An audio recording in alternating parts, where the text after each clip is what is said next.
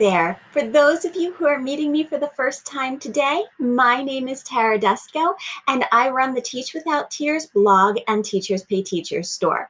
My goal is to help teachers relieve stress both in the classroom and at home. And one of the best ways I found to do that is by using the summer to plan just a little bit at a time and to start thinking about next school year rather than waiting till a few weeks before school starts. Obviously, you also want to take summer to relax and rejuvenate and get ready for next school year that way too.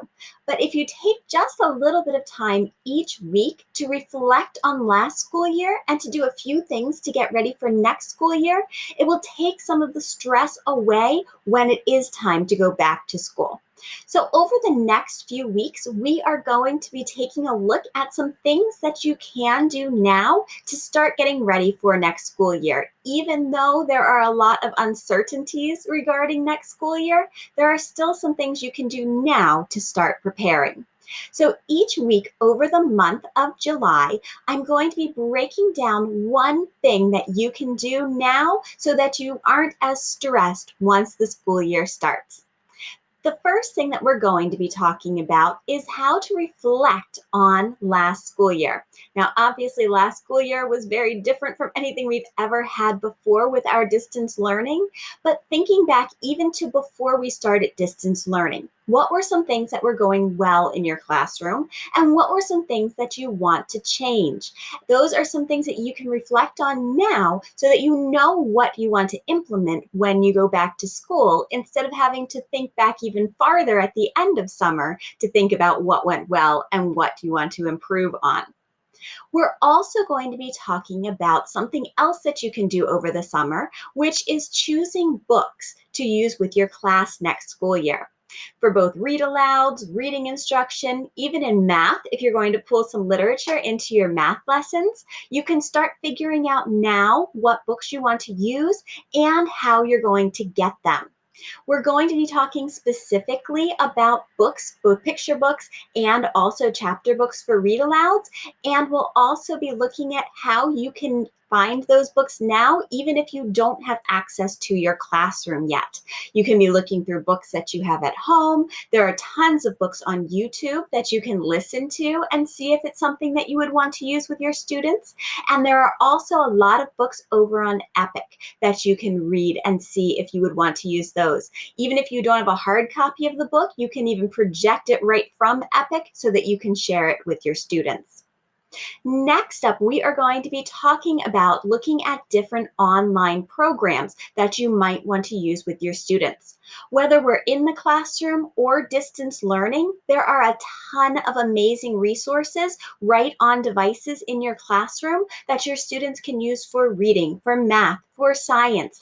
And summer is a great time to start going through and figuring out which ones you want to use in your classroom. That way, when you get your class list at the beginning of the school year, you can just go through the ones you selected and enter your students and set up their accounts so that they're ready with passwords right from the get-go. That way, you aren't spending time at the beginning of the year trying to figure them out and figuring out how to get your students access. You'll already know that ahead of time. And the fourth thing we're going to be talking about is how to decide what way you're going to be delivering your instruction to your students. This is especially important if there's going to be some distance learning going on. If your school has Google Classroom, will you be using that to send out assignments still? Or what you used at the end of the school year, was it not something that you were a terribly big fan of, so you want to try something different? Now is a great time to look at the different options and see how you're going to get the content to your students. I love using Screencastify to record myself teaching, and then that can be shared out through Google Classroom or through email. So figuring out which programs you're going to be using and how you're getting everything out to your students and their parents are all things that you can be doing now. Do you use Class Dojo to communicate with parents or Seesaw?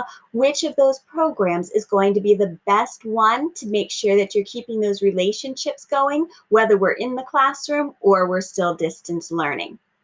So each week over the next 4 weeks, we're going to be breaking down these different topics and we're going to be talking about each one.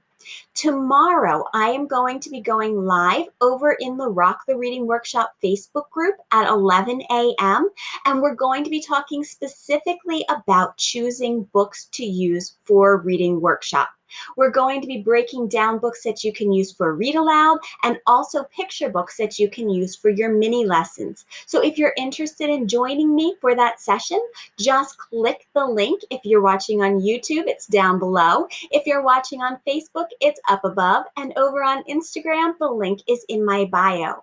Hop on over to the Rock the Reading Workshop Facebook group because we're going to be talking all about selecting books, and I have a special resource for you that breaks down all the reading standards and suggests some picture books that work really well for modeling each one of those. So make sure you join me over there and keep an eye out. Each Tuesday, there's going to be a quick tip video here. And every Friday, there's going to be a longer video that's going to dig into one of these things that you can do now to start getting ready for next school year. Let's work together to relieve some of the back to school stress that we all face in August or September whenever your school year starts back up again. I hope to see you again soon. Bye.